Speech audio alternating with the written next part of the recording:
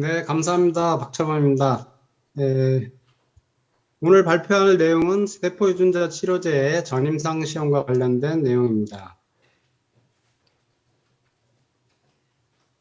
발표할 내용은 관련 규정과 가이드라인을 검토하고요.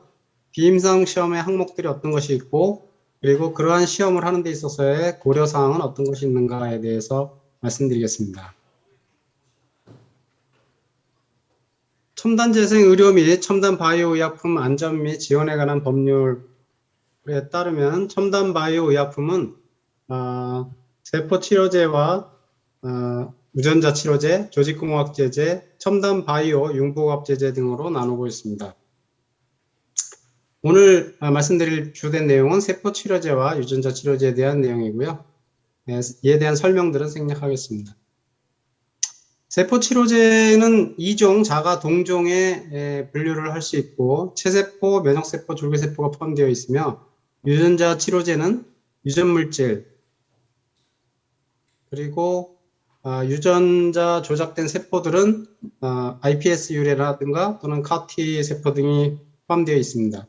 조직공학제제는 조직의 재생이나 보건 목적인 세포 치료제의 하위 분류로 해당되겠습니다. 첨단 바이오 융복합제제는 의약품하고 의료기기를 결합한 제품들이 분류가 되겠습니다.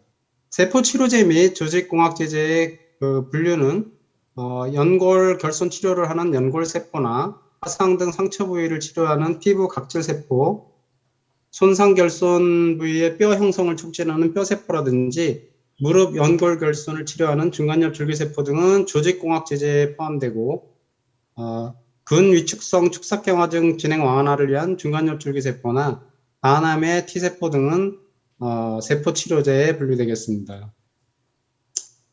첨단 바이오 의약품의 품목 허가 심사 규정은 전임상 시험에 대한 여러 가지 자료들에 대해서 다루고 있는데요. 이 자료에 의한 비임상 시험 자료 심사 기준에 보면 세포 치료제는 여러 가지 항목에 대한 시험을 요구하고 있습니다. 첫 번째, 양리작용에 관한 자료는 적절한 동물을 사용해서 비트로나 비보에서의 효력 결과를 제출하고 또 세포 또는 세포에서 분비된 그런 활성 물질이 주로 중추신경계, 심혈관계, 호흡기계 이러한 것에 바람직하지 않은 영향을 미칠 수 있는 부분에 대해서 안전성 양리 시험이 필요할 수 있다고 규정되어 있습니다. 그 다음에 ADM리 자료에서는 전체적인 자료 대신에 투여된 세포의 조직 내 분포라든지 지속성 등을 확인할 수 있는 시험을 요구하고 있고요. 다만 국소 적용 세포 치료제나 정맥 투여되는 면역세포 등과 같이 인비버 분포 시험에 실시가 좀 의미가 없을 것 같다 하는 제재들은 면제될 수 있습니다. 독성에 관한 자료는 단해와 반복은 일반적인 약물들의 단해 반복과 비슷한 검사 항목을 실시하고 비슷한 종류의 동물을 사용해서 수행합니다. 유전독성 시험은 DNA 또는 염색체와 직접 작용 가능성이 없다면 면제될 수 있습니다. 발암성, 종양원성 시험은 세포치료제의 경우는 종양원성 시험이 실시되는데 줄기세포나 또는 핵형 분석 시험 결과 이상이 확인된 세포 등 종양 형성 가능성이 있는 세포의 경우에만 실시됩니다. 다만 세포의 기원이나 제조 방법상 조작 및 처리 정도, 또 시험관 내 종양원성 시험 등을 종합하여서 그런 형성이 낮을 것으로 예상되는 경우는 면제될 수도 있다고 합니다. 해당 시험은 적절한 동물을 사용해서 충분한 관찰 기간이 되겠습니다만 보통 6개월로 보고 있습니다만 그 정도 수행을 하게 되겠습니다. 다음에 생식 발생 독성 시험은 보통 면제되고 있는데 일반 독성 시험의 결과에서 생식선이나 생식기관에 분포가 많이 된다든가 또는 이상이 확인되는 경우에는 시험을 실시하게 됩니다. 면역원성 시험은 세포 등에 의해서 면역 반응을 일으킬 가능성이 있는 경우에 면역원성 시험이 필요할 수 있다고 되어 있습니다. 보통은 단해나 또는 반복 시험에 있어서 삽입돼서 수행되고 있습니다. 국소 내성 시험은 주사제이기 때문에 주사 부위에 임상 병리학적인 평가 등을 실시하고 있는데 이것도 역시 단해나 반복 투여 독성 시험의 일부분으로 수행되고 있습니다. 유전자 치료제의 비임상 시험 심사 기준에 보면 양리작용에 관한 자료는 유전자 도입된 배양세포에 있어서 유전자 도입의 효율이라든지 또는 도입 유전자의 구조 또는 안정성, 그리고 도입된 유전자의 기능적 분석 및 실험의 전체적인 평가가 필요하고요. 인비보 시험 자료로서 실험 동물로 유전자 도입을 효율적으로 했는지, 또 도입 유전자의 구조와 안정성이 있는지, 또 도입된 유전자의 기능적 분석 및 실험 동물에 대한 유전자 도입에 대한 시험 결과를 제출해야 됩니다. ADME 자료는 역시 마찬가지로 흡수, 목적하는 부위의 주변 또는 주요 장기에서의 분포의 지속성과 또 필요할 때는 배출에 대해서 제출하고, 시험 기간은 도입 유전자 발현 및 활성의 지속성을 평가하기 위해 충분해야 되고, 시험 방법은 당연히 밸리데이션 되어야 됩니다. 독성에 관한 자료는 마찬가지로 단해와 반복 같은 일반적인 시험들, 그리고 유전 독성 시험의 경우에는 염색체와 직접 작용해서 유전적 변형을 유발 또는 염색체에 삽입 가능성이 있는 경우에만 실시하도록 되어 있습니다. 종양원성 시험의 경우에는 유전자 치료제의 벡터 또는 도입 유전자의 산물이 종양을 형성할 가능성이 있다면 인비트로나 인비보 시험을 고려하라고 되어 있고요. 도입 유전자가 성장인자라든지 또는 성장인자 수용체의 장기적인 발현 또는 면역 조절제와 같은 경우에는 종양원성 시험을 고려하라고 되어 있습니다.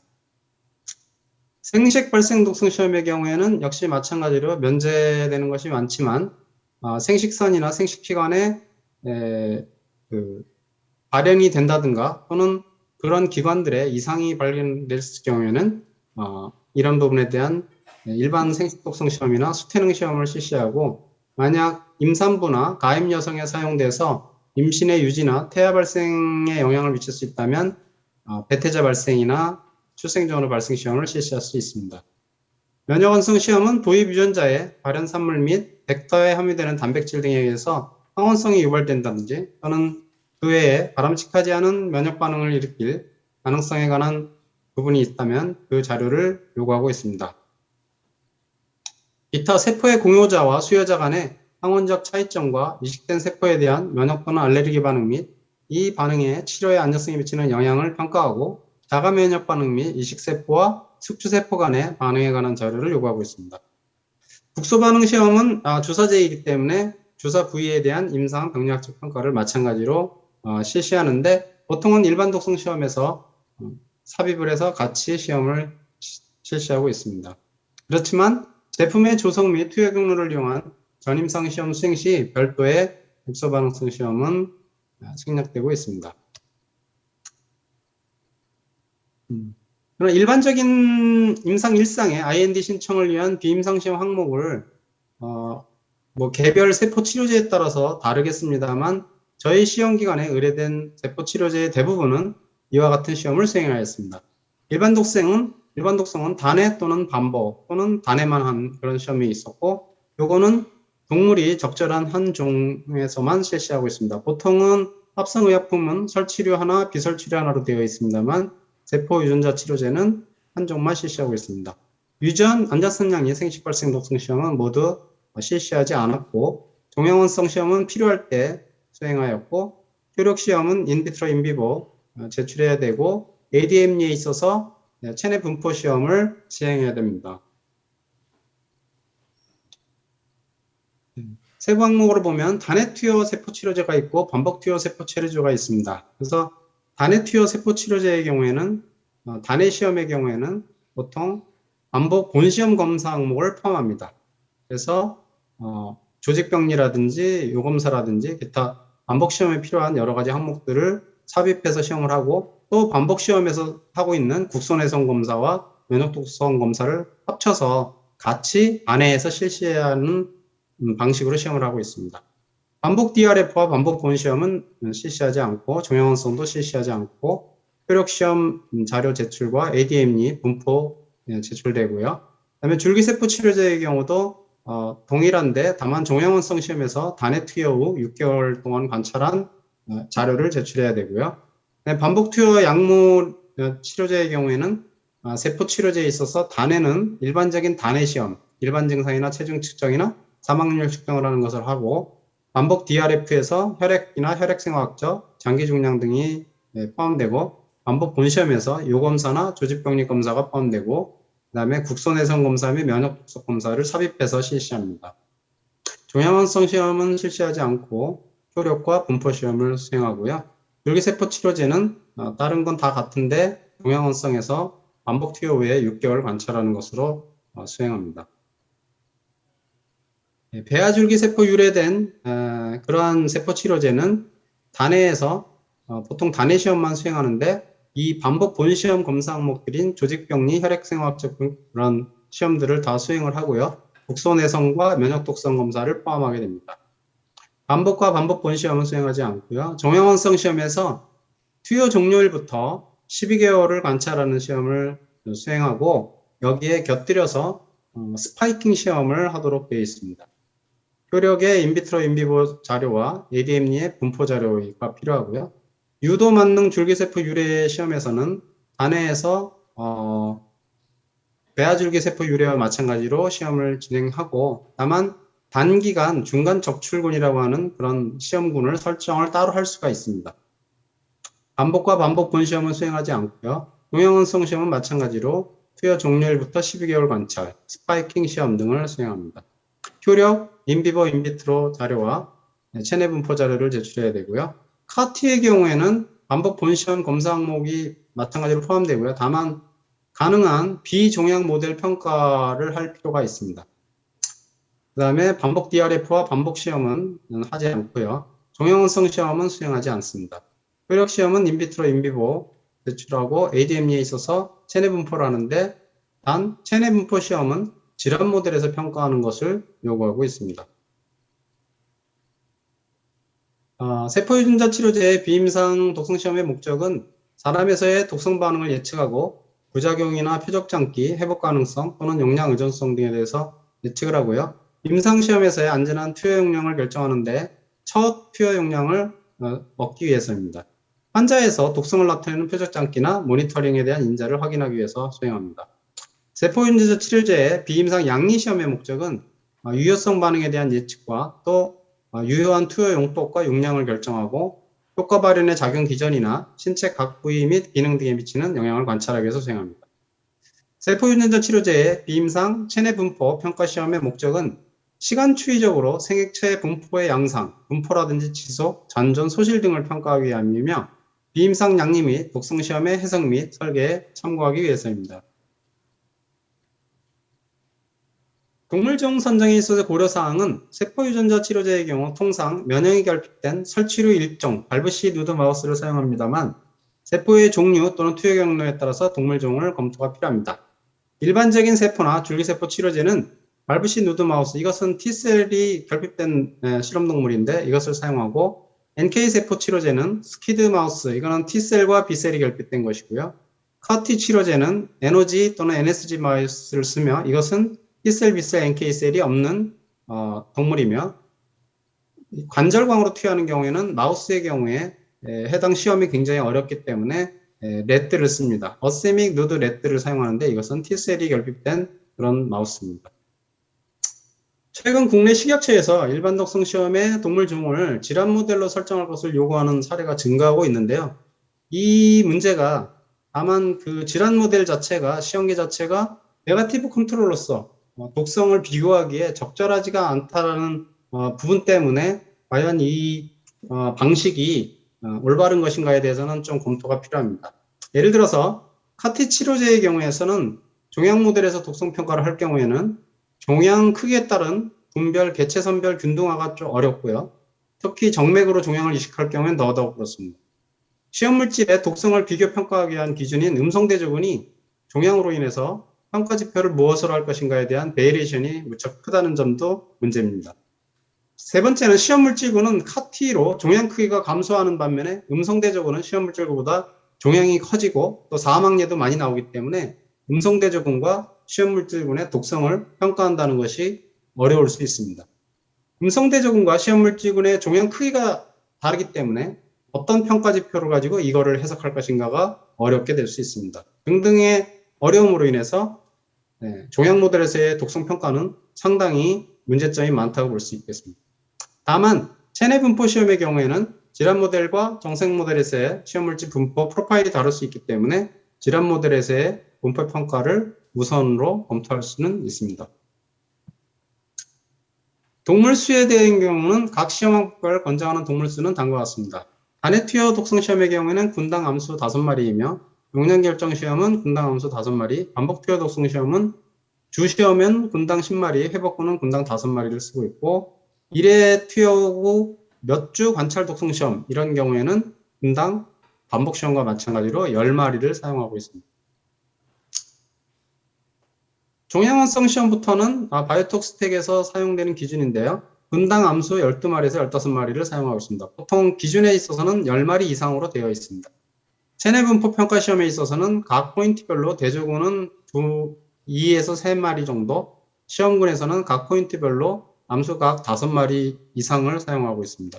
효능심에서는 군당 8마리 이상을 사용하고 있습니다. 이러한 동물수도 투여 경로 및 방법, 동물 모델 등에 따라 사망 리스크가 있을 경우에는 동물수를 추가로 검토합니다. 이를테면 뇌내 투여 같은 경우에는 뇌에 투여한 직후 사망하는 동물들이 많이 나타날 수 있어서 그 부분은 추가 검토를 수행하고 있습니다.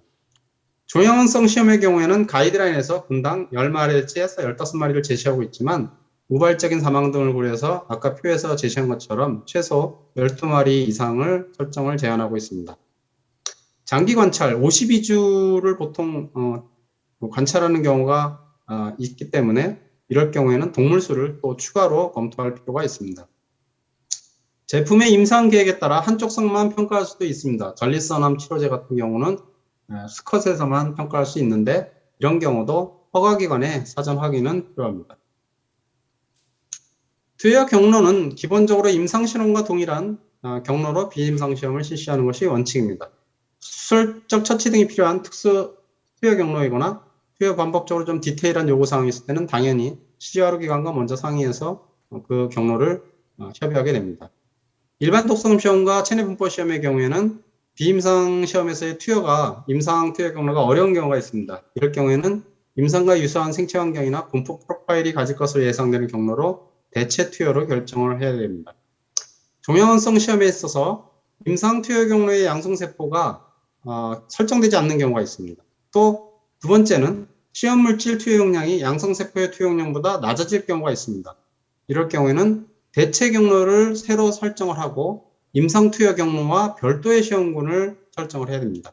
그래서 예를 들면 피하의 임상 경로가 있을 때 음성대조군, 양성대조군, 시험군은 피하군 이렇게 될 수 있고 정맥 투여군에 있어서는 음성대조군, 양성대조군, 시험군은 정맥 투여군 이렇게 될 수 있는데 만약 정맥 시험 투여군에서 투여 용량이 낮은 경우가 있습니다. 세포가 좀 크다든지 또는 세포들이 잘 붙는 경향이 있다든지 할 경우에는 조금 높은 용량을 투여하면 동물이 다 사망하기 때문에 투여 용량을 낮추는 경우가 있습니다. 이럴 경우에는 시험군을 정맥 투여군과 피하 투여군으로 둘로 나눠서 둘 다 시행을 해서 한쪽은 높은 용량을 보여줘야 합니다. 근육핀의 관절관 등도 피하를 투여하는 군과 임상 경로를 투여하는 군 등으로 구별해서 투여해야 됩니다. 투여 방법은 1회 투여일 경우는 1회, 1주간격 총 4회는 1주간격 총 4회 이렇게 임상시험 디자인과 동일하거나 또는 그보다 가혹한 투여기간 및 빈도를 설정할 수 있습니다. 반복 DRF 시험인 경우에는 당연히 반복 본시험의 투여 횟수보다 좀 줄여서 설정할 수 있습니다. 투여 용량은 최대 가능 투여 용량을 고용량으로 설정합니다. 그런데 여기서 우리가 투여하는 그 액량이 장소에 따라 좀 틀릴 수 있습니다.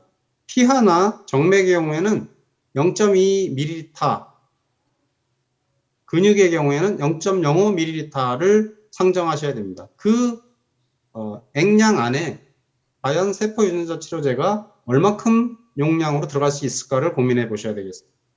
안정성이 확보된 최고 세포 농도와 투여 용량을 고려해서 고용량을 설정하고요. 일반 독성 시험이 고용량이 종양원성 시험의 양성세포 투여 용량보다 낮을 경우가 있습니다. 일반 독성 시험이 먼저 하고 종양원성 시험이 나중에 하기 때문에 일반 독성 시험에서 용량을 설정했던 것이 종양원성 시험에서는 하필이면 양성세포보다 투여 용량이 낮을 경우가 있습니다. 그럴 경우에는 아까 말씀드렸던 것처럼 경로 변경을 하는 또 하나의 투여군을 설정할 수가 있겠습니다. 신선형과 동결형이 있는데요. 완제품이 신선형일 경우에는 투여 당일 시험물질을 제공받아서 투여하면 되겠고요. 동결형의 경우에는 동결부형제를 제거하고 투여하는 방법이 있고, 동결부형제를 포함해서 투여하는 경우가 있을 때 이거에 대한 프로토콜을 제공해서 추가 시험을 진행하게 되겠습니다. 일반 독성 시험의 관찰기간, 부검 시점은 기본적으로 체내 잔존 정보를 근거로 해서 부검 시점을 설정합니다. 인하우스에서 분포시험 결과 8주까지 잔존을 확인되면 마지막 투여로부터 8주 후에 부검하는 방법을 사용합니다. 분포 및 문헌 등 참고 정보가 없는 경우에는 임상 1회 투여 약물의 경우에는 4주 후 부검을 한다든지, 임상 2주 간격 4회 투여 약물은 마지막 투여일부터 2주 부검한다는 형태로 적절하게 설정을 해야 됩니다. 면역 독성 시험은 비장유학화 시험을 시행하는데, 비장유학화 시험은 비장세포의 T세포와 B세포의 증식을 유도하는 콘카나발린 A 및 LPS를 처리해서 T세포와 B세포의 증식능을 비교하는 시험입니다. 그래서 이 첨단 바이오약품 품목허가 심사 규정에서 시험 물질에 대한 면역원성이 필요할 수 있다고 언급되어 있습니다. 단 면역원성 시험 가이드라인에 언급된 시험은 인비트로 시험이기 때문에 시험 물질을 항원으로 사용합니다. 현재 저희 회사에서는 비장유학화 시험을 일반 독성 시험에 삽입해서 시행하고 있는데, 해당 시험의 진행 여부는 관계당국과 상의 후에 진행할 수 있겠습니다. 종양성 시험의 자료의 필요 여부는 완제품이 줄기세포라든가 또는 줄기세포에서 분화된 세포가 완제품이라든지 그 외 이상 증식이 예상되는 세포입니다. 그래서 핵형 분석 시험 결과 이상 확인된 세포가 되겠습니다. 기타 종양성 시험의 면제 가능성에 대한 내용이 있습니다만 사전에 허가 당국의 확인이 필요합니다. 종양성 시험의 관찰 기간은, 부검 시점은 일반적인 줄기세포는 마지막 투여일부터 6개월 관찰하는 것이고, 배아줄기세포는 유도만능 줄기세포 유래인 경우에는 마지막 투여일부터 12개월 관찰이 되겠습니다. 종양성 시험의 시험물질군에서 종양이 발생했을 경우에는 이 부분은 사람에서 유래된 세포 치료제의 종양인지 자체 종양인지를 확인하기 위해서 PCR이라든가 IHC 염색을 통해서 분류를 해야 됩니다. 최근에 스파이킹 테스트가 삽입되었습니다. 배아줄기 세포 유래 또는 유도만능 줄기 세포 유래 세포 치료제의 경우에 이 테스트가 요구되고 있는데요. 이 테스트의 방법은 줄기세포를 100%서부터 단계적으로 희석해서 150, 10, 5, 1 이러한 형태로 희색을 해서 전체적으로 동물에 투여했을 때 암이 얼마나 발생하는지를 그래프를 그려서 제시하는 것입니다. 체내 분포 시험의 분석 시험 성분은 일반적인 세포 치료제의 경우에 휴먼 ALU 젠으로 분석을 합니다. 유전자 치료제의 경우에는 스페시픽 타겟 젠이나 벡터, 백본 분석을 고려할 수도 있습니다. 어려운 점은 카티 치료제의 경우에는 휴먼 캔서셀에 이식된 제노그래프트 모델에서 분포 평가를 하기 때문에 그 경우 다음과 같은 프로그램으로 진행됩니다. 의뢰자 분석법을 제공하면 그거에 따라서 시험기관에서 PCR 분석법을 검토하고 그 흐름에 따라서 수행되게 되겠습니다. 분석 시점은 투여 직후의 분포 양상을 관찰하는 프로파일이 2포인트고, 생체 지속 또는 잔존 프로파일이 2 내지 3포인트, 소실 관찰 프로파일이 2포인트면서 이거에 대한 추이를 확인할 수 있는 방법은 여러 가지가 있을 수 있겠습니다만 일반적으로 이렇게 제시를 했습니다.